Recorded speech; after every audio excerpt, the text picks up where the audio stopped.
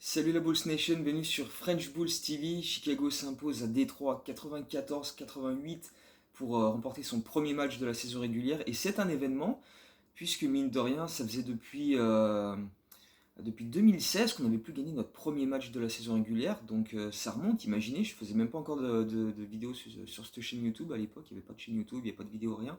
Donc c'est la première fois depuis que je fais des vidéos, j'avais commencé justement la saison suivante, en 2017.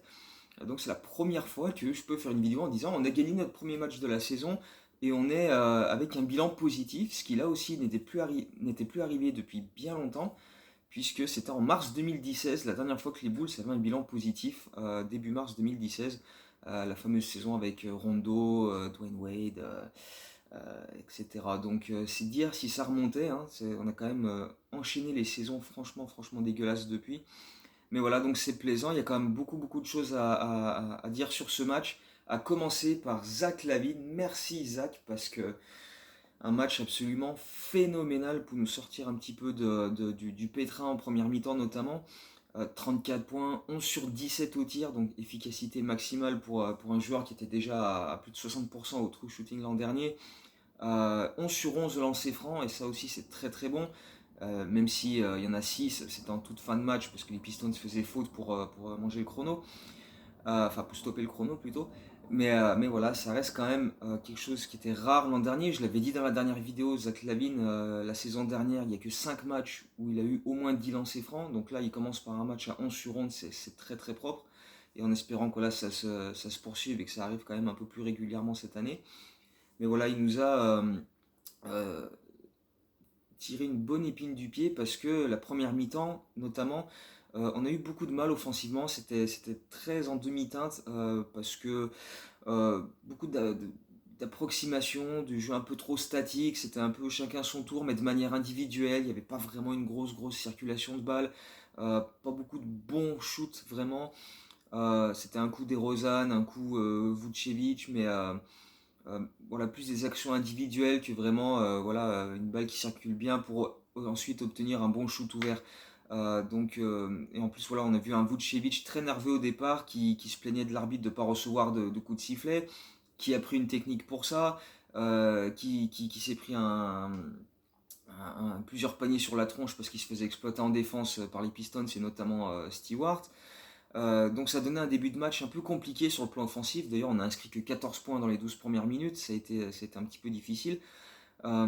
Puis voilà, on manquait d'adresse pour étirer les défenses. Très peu de shoots réussis à l'extérieur. On a fini à 7 sur 23 à 3 points. Et le premier panier à 3 points qu'on marque, c'est dans le deuxième quart-temps. Donc c'est vrai que c'était un petit peu laborieux au début de match.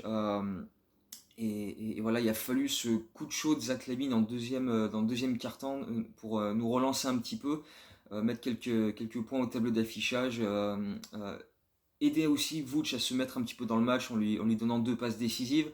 D'ailleurs, Vucevic il a atteint un double-double à la pause, il avait déjà 10 points, 10 rebonds avant la mi-temps. Il a fini à 15 rebonds, donc il a quand même trouvé le moyen d'avoir un impact quelque part malgré voilà, ses limites offensives, sa maladresse et le fait qu'il s'est quand même bien fait exploiter en défense par Stewart qui était beaucoup plus costaud que lui, beaucoup plus énergique en tout cas. Donc voilà, Zach LaVine a fait beaucoup de bonnes choses. Le banc par contre ça a été très compliqué et c'est un des soucis qu'on avait évoqué dans la preview à la fois à l'écrit mais dans la dernière vidéo aussi, c'est que en l'absence de Kobe White, le banc va avoir du mal à trouver quelqu'un pour mettre beaucoup de points. Et ça s'est vu sur ce match-là. On a inscrit seulement 10 points en sortie de banc, dont 7 pour le rookie Ayo Dosunmu, qui a eu des minutes de manière assez plaisante et qui en a fait de bonnes choses. Donc ça aussi c'était sympa, mais on va y revenir. Mais voilà, c'est vrai que on parlait des rotations et du fait qu'il allait toujours avoir un ou deux starters avec les remplaçants. Et c'est obligé en fait, parce que on a, voilà, à part Kobe White qui n'est pas là pour l'instant, qui sera pas là pour encore plusieurs semaines, on n'a pas vraiment de gars capables de scorer de manière régulière, quoi. Donc voilà, on a forcément dû voir des line-up avec soit Lavine Ball ou parfois Vucevic de Rosanne ou Lavine de Rosanne. Enfin bref, on a vu un peu de tout comme line-up. Et surtout du small ball avec trois arrières, ce que Donovan affectionne beaucoup. DeRozan qui jouait pas mal en 4, Alize Johnson en 5 aussi, donc voilà, des line-up vraiment petits. Euh, mais voilà, il fallait toujours un ou deux starters pour aider à avoir un peu d'attaque. Et pourtant, on a inscrit que 40 points à la pause, donc on avait encore beaucoup de mal.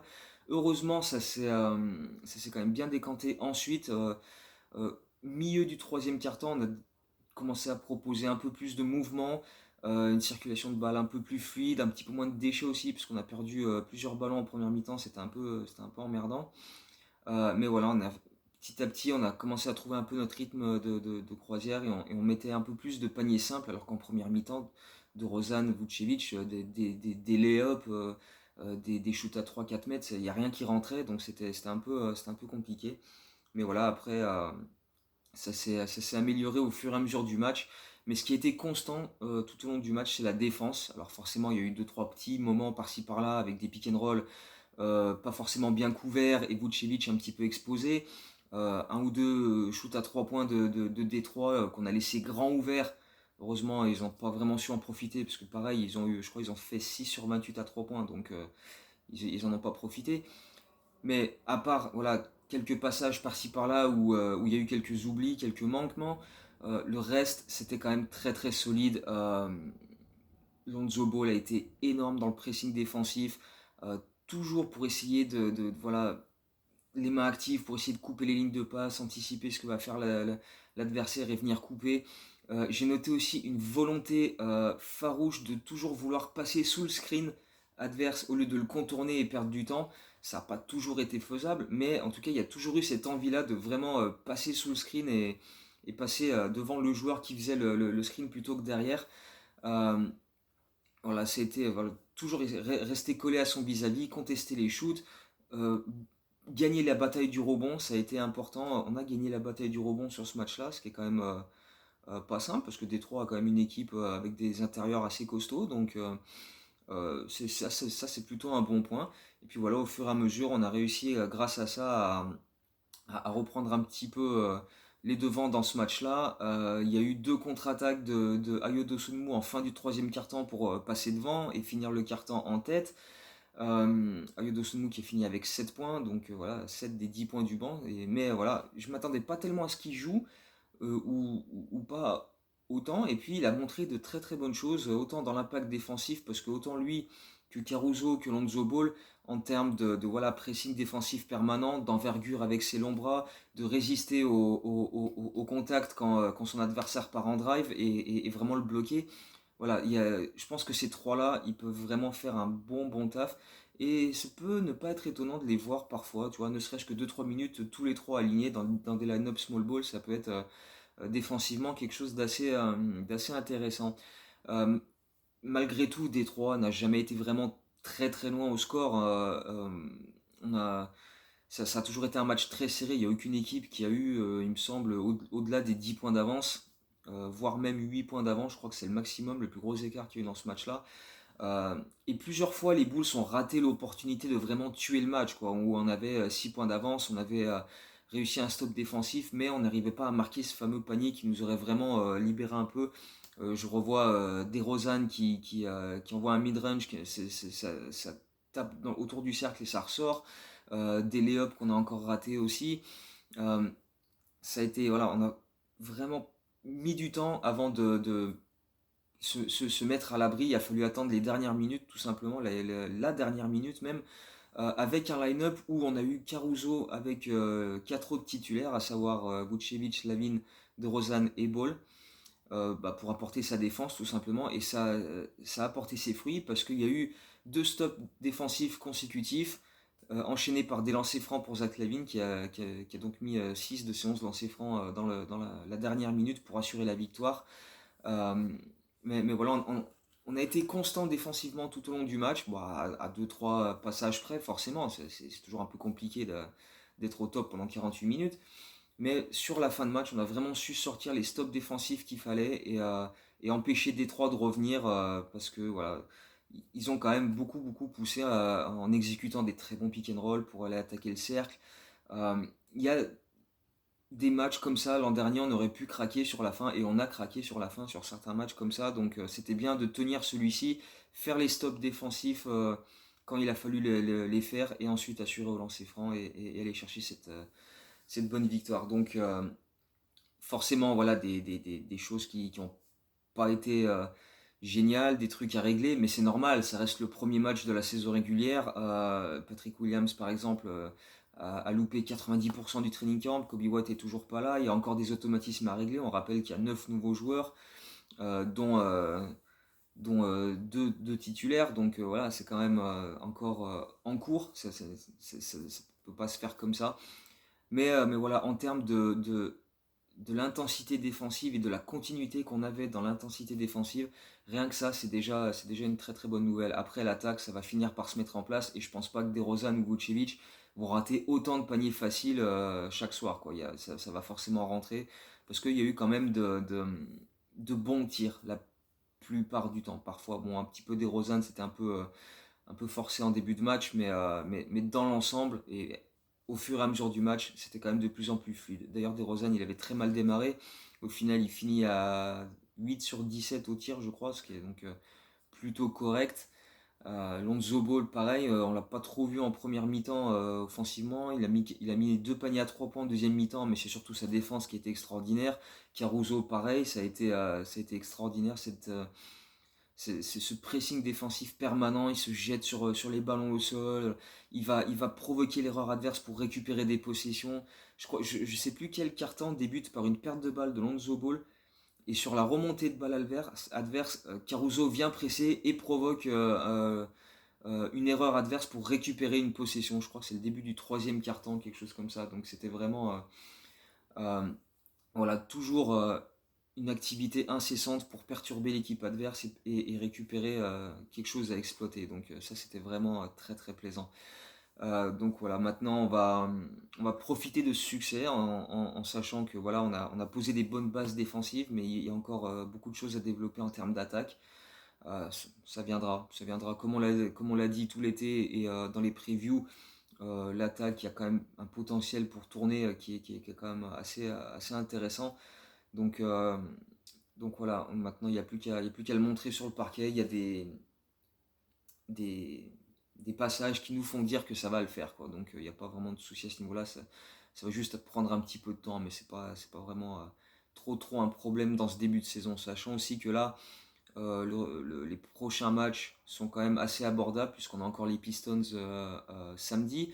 Ceci dit, on a les Pelicans la veille, donc un back-to-back déjà qui s'annonce sur le papier prenable, mais bon, voilà, il y a quand même. Surtout qu'il y a des absents dans les deux matchs, hein. Zion ne sera pas là pour les Pelicans.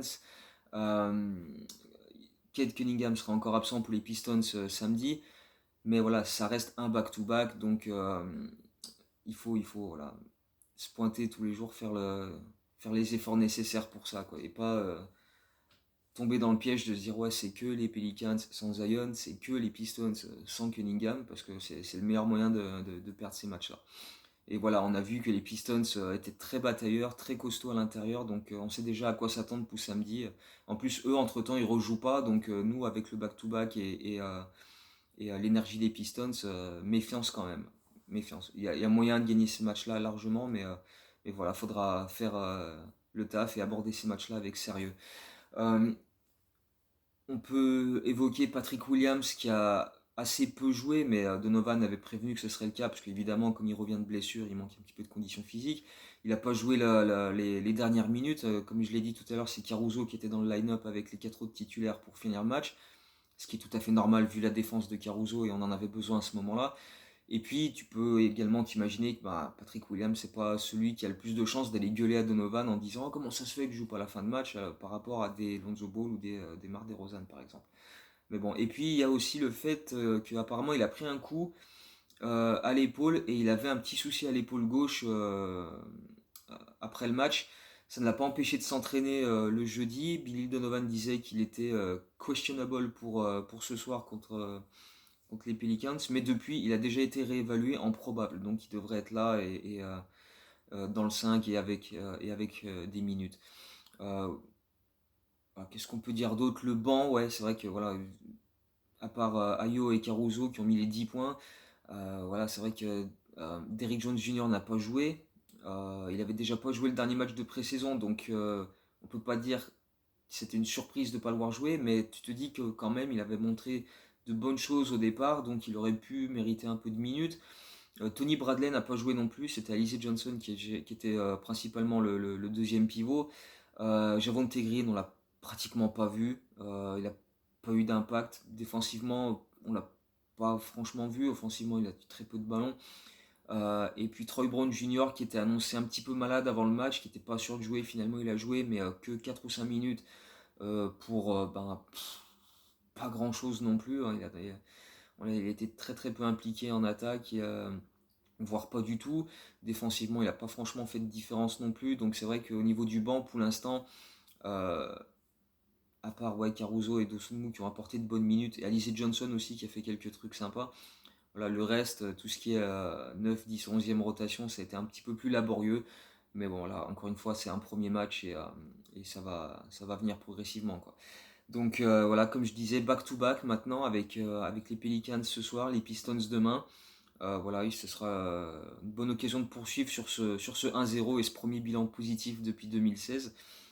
Et d'ailleurs, le quiz va porter sur ça. Donc la dernière fois, j'avais demandé quel était le record de Demar DeRozan en carrière. C'était 52 points contre les Bucks en 2018 de mémoire. Et la question cette fois-ci, quelle est la dernière fois en fait, il va me falloir deux réponses. La dernière fois que les Bulls ont gagné un season opener à l'extérieur, donc là, on l'a fait cette fois-ci à Détroit. Euh, en quelle année et contre quelle équipe c'était la dernière fois qu'on avait gagné à l'extérieur notre premier match de saison régulière? Donc voilà, je vous laisse avec ça. Et puis, ben voilà, on se retrouve peut-être dimanche après le back-to-back. Ou sinon, ben voilà, de toute façon, lundi, quoi qu'il arrive, il y aura l'article comme chaque lundi pour revenir sur toute la semaine, joueur par joueur, les performances, etc. Et puis, ouais, prochaine vidéo soit dimanche, soit mardi après le match contre Toronto. Donc voilà, d'ici là, portez-vous bien, profitez de cette victoire et en espérant avoir d'autres victoires à célébrer dans la prochaine vidéo. Mais voilà, déjà des débuts très intéressants et des bonnes choses sur lesquelles construire, de bonnes bases sur lesquelles construire. Donc voilà, pourvu que ça dure. Allez, d'ici la prochaine vidéo, portez-vous bien. Ciao, ciao, go.